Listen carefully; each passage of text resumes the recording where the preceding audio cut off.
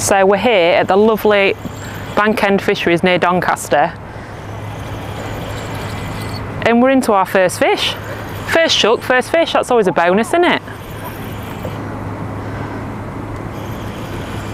The lovely Ben Cook's asked me to come down and have a few hours on the bank, just doing a bit of method feeder fishing, which is something I really enjoy. And I don't get to get out as much as I'd like to anymore.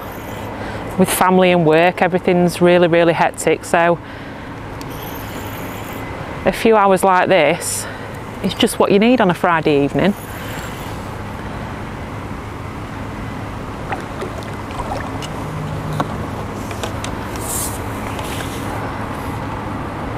One thing I love about Bankend is I've been coming here since I was 6 or 7 years old, and no matter when you come, no matter what time of year, there's always plenty of fish and plenty of bites. It's a perfect place for a family day out.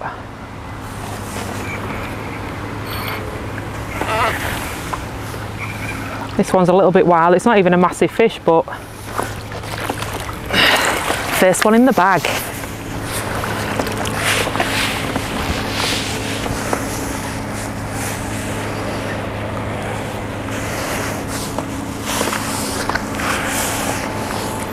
Number one, let's go.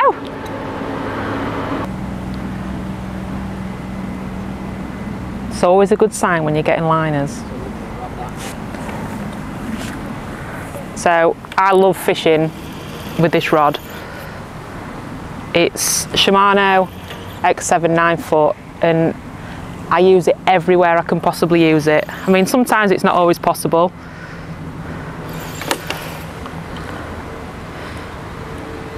I feel like that's a bit of a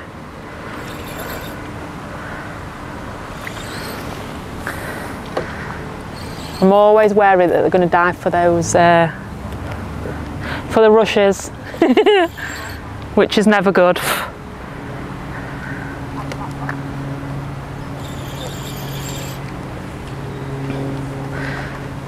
So one thing in fishing that I've always been taught is to always take your time.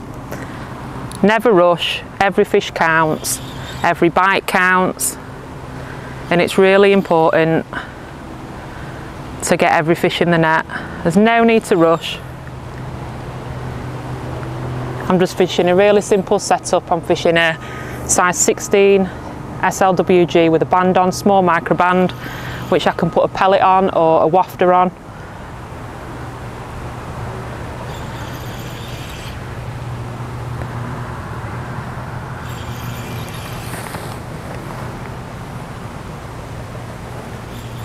Even when the fish are at your feet and they're going absolutely mad, they have that last surge, just take your time.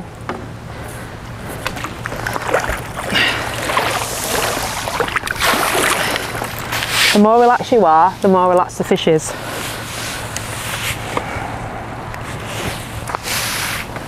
Number two in the bag. Let's catch a few more.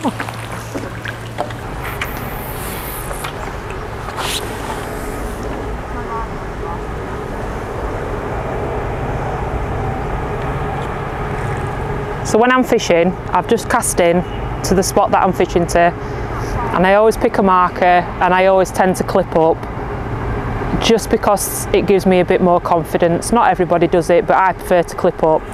So I've found my marker, and what I'm doing now is I'm feeding the line through my hands while my rod's on the rest to sink my line. My tip's just slightly under the water, and the reason for that is everything's neat and tidy. Your line's sunk where you want it, and even if you get a fish, you're going to feel it with the line between your fingers. So once that's done, settle that on my rest, and I'm fishing. And I'm getting liners already. There's plenty of fish there. And today I'm just fishing some Revolution baits, micro pellets, ready pellets. And for days like this where you've only got a few hours time out on the bank, they're perfect, they're ready to go. You're not messing about, you're straight in the car, at your peg, open your tub and you're fishing.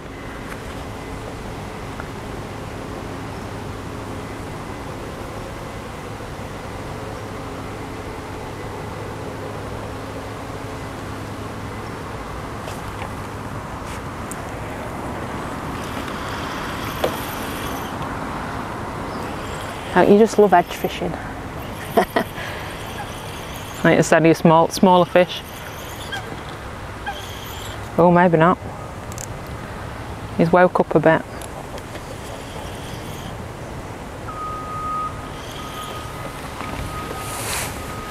Again, just take your time, let the rod do the work for you.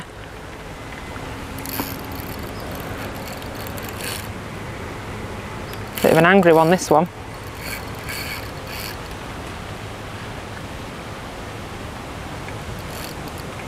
You don't need to pull the fish. You've got on your reels, you've got back wind and you've got a drag. I prefer a drag.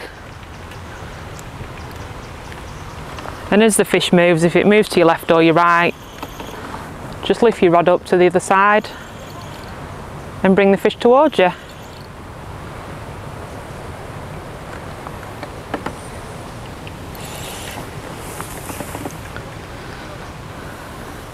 Now I can see out the corner of my eye, I brought Katie with me today. She's not been for a little while, but I can see her sneaking him in on the pole. I can see their elastic coming out, so I feel like there's a bit of a family battle going to commence in a minute. Again, fish at your feet, just take your time, let him swim round. He'll tire himself out.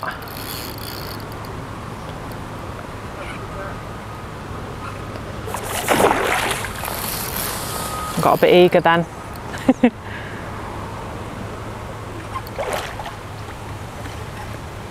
How's it going, Katie? What? How's it going? Yeah. Another one? What she needs to remember is I'm driving and she'll be walking home if she's not careful.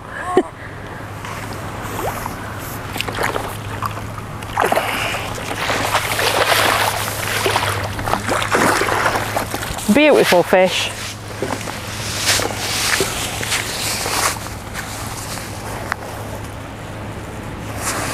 Another really important thing is as well, fish safety. When you've unhooked your fish, always try and pop them back in the water using the landing net. Don't throw them back in the water.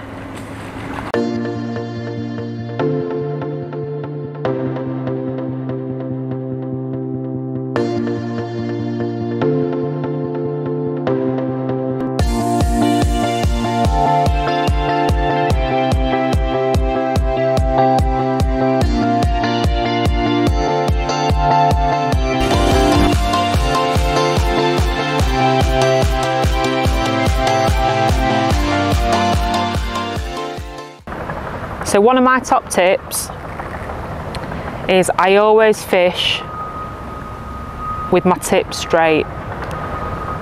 The reason for that is I can see every indication, I can see when I've got a proper bite, but as you can see at the minute my tip is going nuts because there's fish in my peg, they're at my feeder, and when it's on you know it's going to go round, but really important to keep your tip straight. I don't like to have a bend in it because you don't see all your indications or anything like that, but as you can see everything that's going on there.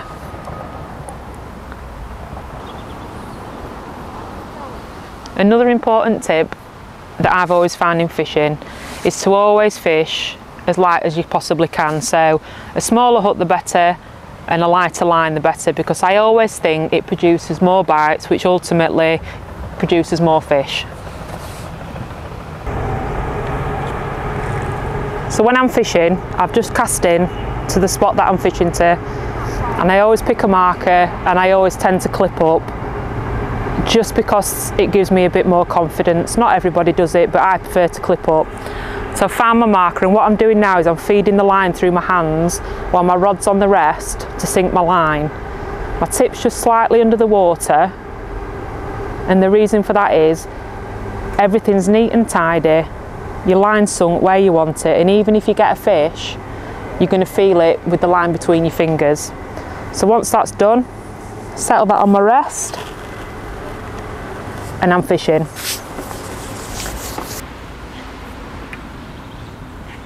One thing as well you don't need to do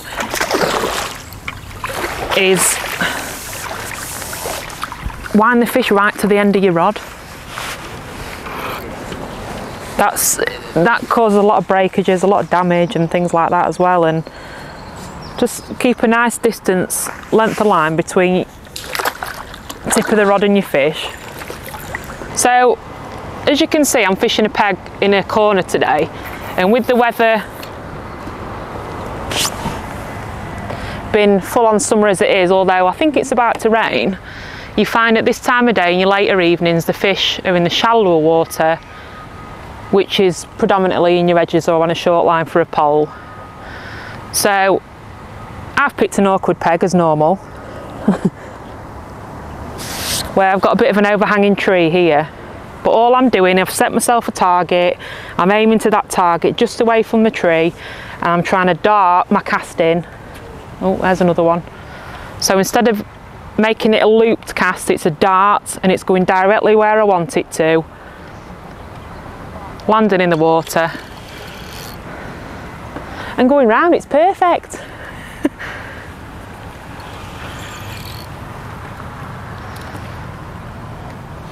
Well, one thing I'll say is don't ever be afraid to try these things, because the more and more you practice them, the better and better you'll get. Nobody's perfect at anything. Just go and enjoy your fishing.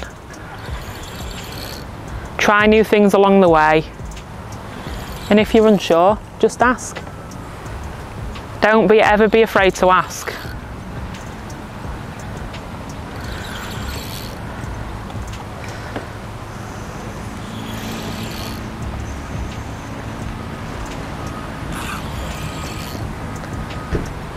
I'll sleep well tonight.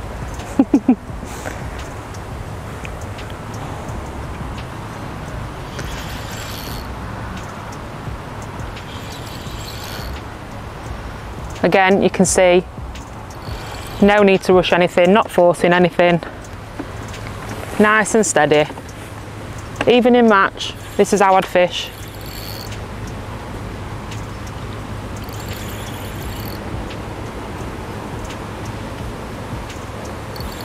Keeping your rod low to the water helps the fish come towards you.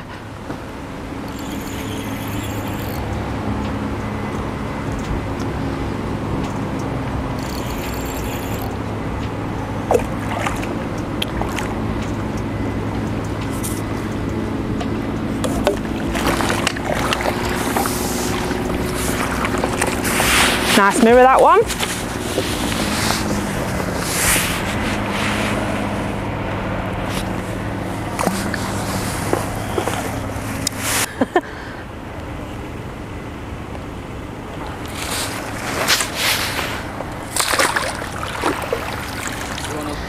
So I predominantly do feeder fishing, bomb style fishing these days. It's just personally what I really enjoy doing, and I'm learning a lot about it, fishing the feeder leads that we do during the winter.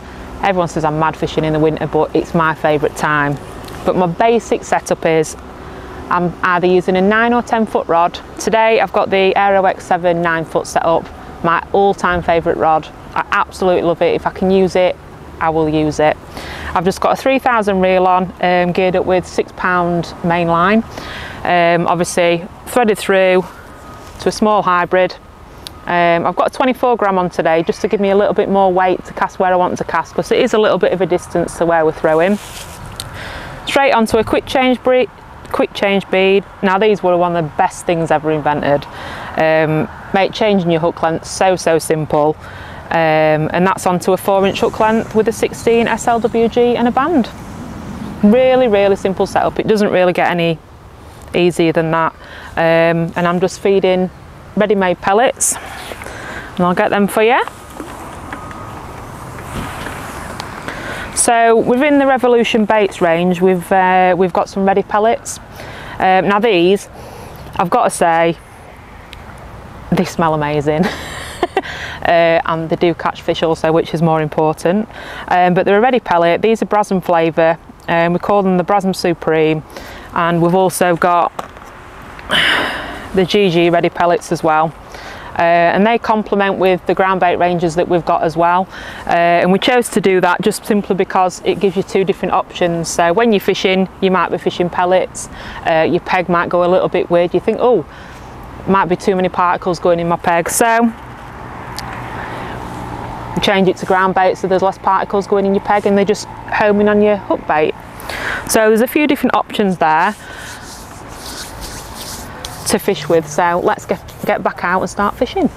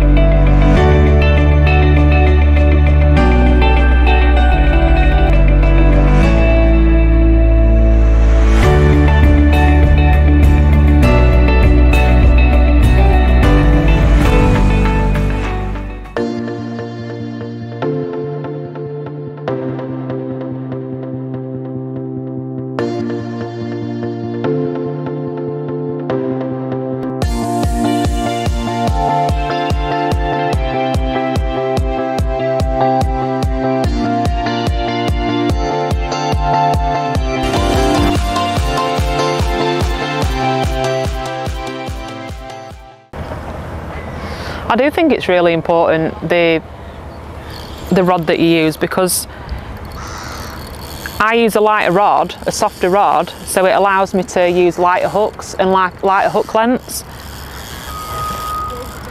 Although I think I hooked a whale. But you're ultimately just letting the rod do the work for you.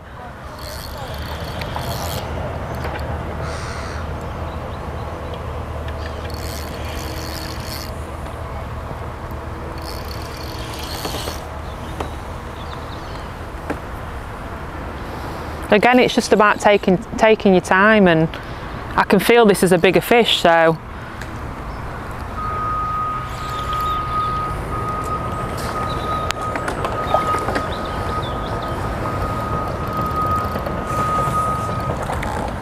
she's absolutely battering me.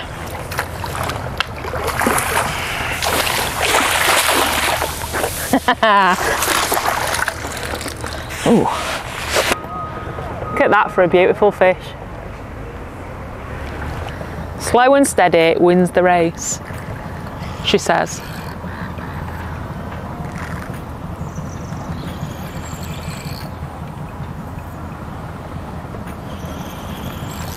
I see a lot of people when they're fishing playing fish up in the air, rod really high, winding really hard. But I've always found keeping your rod low to the water, the fish isn't as erratic. I mean, I feel like this is a decent sized fish, but the fish definitely aren't as erratic. They swim towards you, and I just feel like I'm 9 times out of 10 in full control of the situation.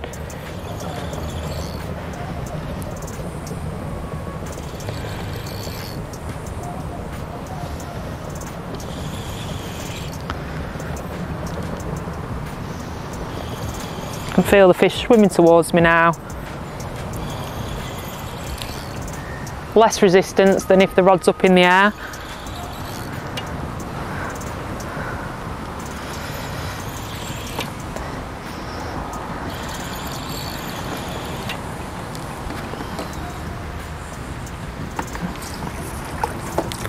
And as you get the fish to the net, lift your rod up and in the net.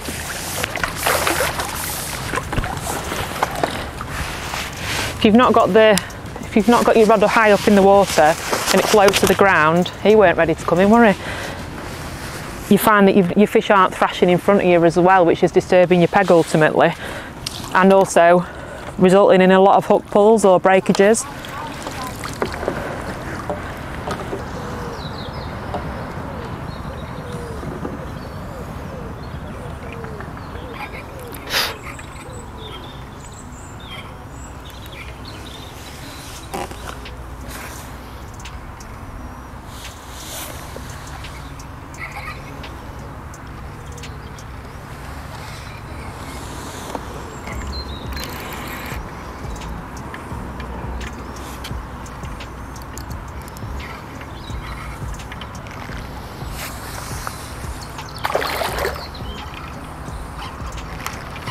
Ooh, he does not want to come in.